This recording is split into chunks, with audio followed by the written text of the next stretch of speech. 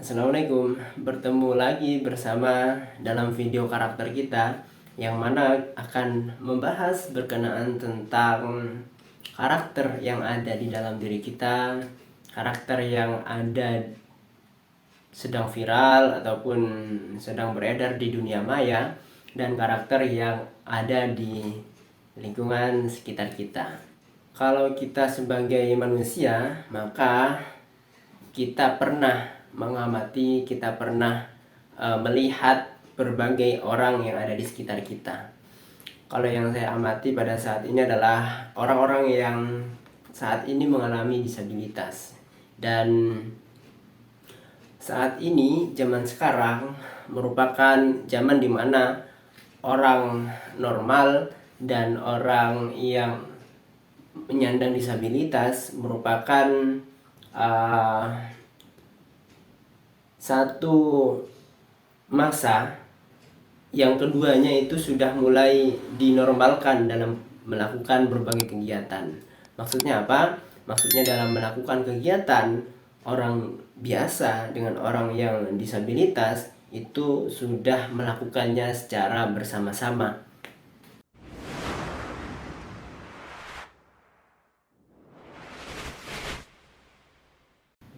Kalau misalnya kita sering mengamati orang-orang di sekitar, mungkin salah satunya orang yang mengalami difabel ini adalah salah satu stand up comedian yang saat ini lumayan banyak dikenal oleh para pemuda, yang mana dia bernama Dani Aditya, yang dalam kegiatan-kegiatannya yang disampaikan di media sosial bahwa dia menunjukkan orang difabel tidak berbeda dengan orang-orang lainnya dalam berbagai hal.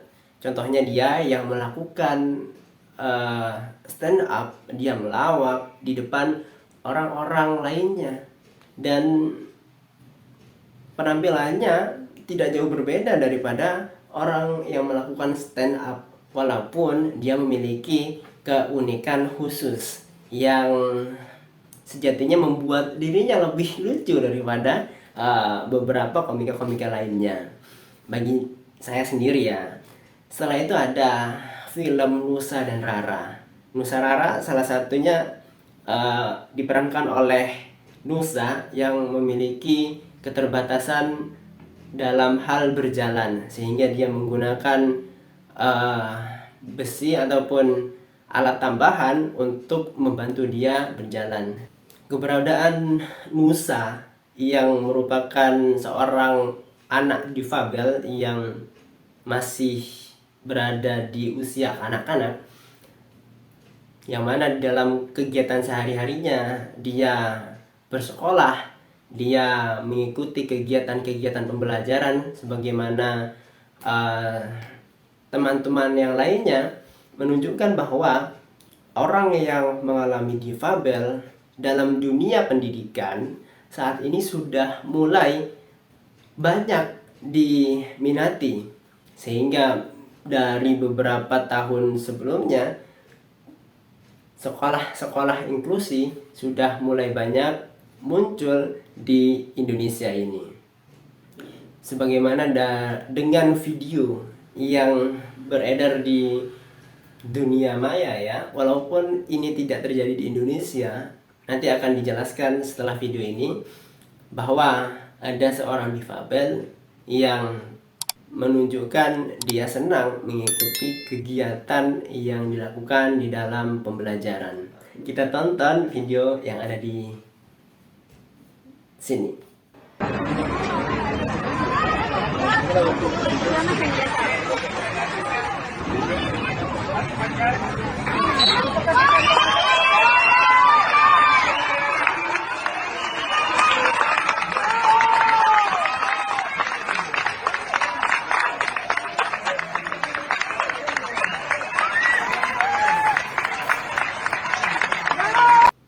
Video yang beredar tersebut yang barusan kita tonton diposting oleh Fala Afsar ya.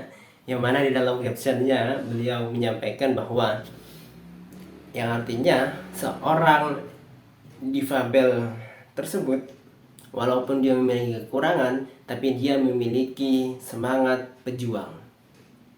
Maksudnya apa? Dia tetap melakukan kegiatan yang menjadi kewajibannya sebagai murid untuk mencapai tujuan, walaupun dia ketahui bahwa dirinya tidak akan menang dengan manusia-manusia, dengan teman-teman normal lainnya. Tapi karena dia memiliki semangat pejuang, dia tetap berlari. Dari awal start dia ketinggalan, tapi tetap dia berlari sampai dia berada di garis finish. Hal tersebut menyampaikan bahwa semangat perjuangan dia sejatinya merupakan salah satu hal yang harus kita contoh sebagai manusia normal, karena memang manusia memiliki berbagai tingkatan-tingkatan, yang mana tingkatan itu harus dicapai. Untuk mencapai tingkatan yang lebih baik dengan semangat pejuang yang ditunjukkan oleh seseorang anak yang berlari mengikuti kegiatan sekolah tersebut sampai pada tujuannya. Kalau misalnya anak tersebut adalah anak difabel yang memiliki kekhususan dalam hal berjalan, maka sejatinya di dalam peraturan perundang-undangan juga dijelaskan bahwa orang-orang yang disabilitas itu adalah orang-orang yang memiliki kekhususan dalam hal motorik, dalam hal fisik, dalam hal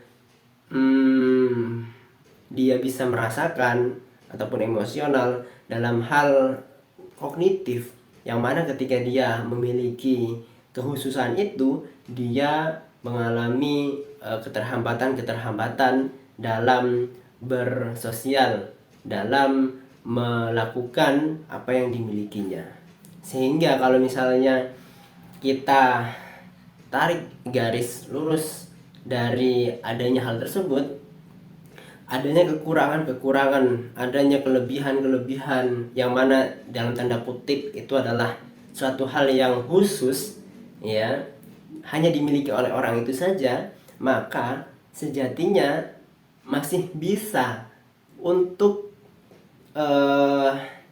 melakukan kegiatan bersama dengan teman-teman yang lainnya. Karena memang di dalam hal tersebut, kalau misalnya kita berbicara dalam kegiatan pembelajaran di sekolah, adanya anak-anak difabel, adanya murid-murid yang menyandang disabilitas, itu merupakan salah satu kemajuan pendidikan kita. Maka harus dipastikan sekolah itu memiliki yang namanya guru pendamping khusus. Sehingga apa? Sehingga kegiatan pembelajaran yang dilakukan oleh anak difabel itu dalam tanda kutip di sini bisa berjalan dengan lancar, walaupun tidak semuanya harus membutuhkan guru pendamping khusus. Dalam beberapa tulisan-tulisan, anak-anak tertentu yang mengalami disabilitas membutuhkan sekali guru pendamping khusus ini. Karena apa? Karena guru pendamping khusus merupakan central of learning dari pelaksanaan pembelajaran yang dilaksanakan di kelas itu sendiri. Sehingga ketika adanya guru pendamping khusus yang merupakan pusat pembelajaran bagi anak difabel, maka sejatinya ketika sekolah sedang mendeklarasikan sudah menjuluki dirinya adalah sekolah inklusif, harus diadakan guru pendamping khusus. Kalau misalnya nih, saya juga mendengar opini-opini ya dari beberapa sumber di media sosial. Ada yang mengatakan adanya pembelajaran inklusif karena saya pendidikan guru sekolah dasar, dulu pernah diajarkan untuk mata kuliah inklusif, ya, pembelajaran inklusif. rumornya adanya mata kuliah itu adalah sebagai pengganti guru pendamping khusus atau GPK. Kalau misalnya itu dilakukan mungkin 1 minggu, 2 minggu, ataupun sampai sebulan lah ya, itu adalah hal yang wajar. Karena mungkin sekolah masih mencari guru pendamping khusus yang bisa menemani murid-murid yang mengalami disabilitas. Kalau misalnya hal tersebut dilakukan dengan waktu yang segitu, misalnya 1 bulan maksimal, itu adalah hal yang wajar. Tapi kalau misalnya hal tersebut guru yang mengajar merangkap sebagai guru pendamping khusus dilakukan selama 1 semester atau bahkan selama 1 tahun ya, maka saya tidak mendukung hal tersebut dilaksanakan. Karena apa? Karena saya juga pernah mengajar siswa yang di dalamnya itu beragam, walaupun ada yang masih tergolong slow learner dan lain sebagainya, itu sudah terforsirkan untuk menemani siswa di kelas. Apalagi guru dituntut untuk menjadi guru pendamping khusus secara bersamaan. Saya belum bisa membayangkan guru tersebut bisa melaksanakan pembelajaran dengan maksimal. Karena memang faktanya seperti itu. Mungkin ya, selama pembelajaran di perkuliahan teori A sudah fasih, kita sudah pinter di luar kepala mungkin ya, ilmu yang kita pahami.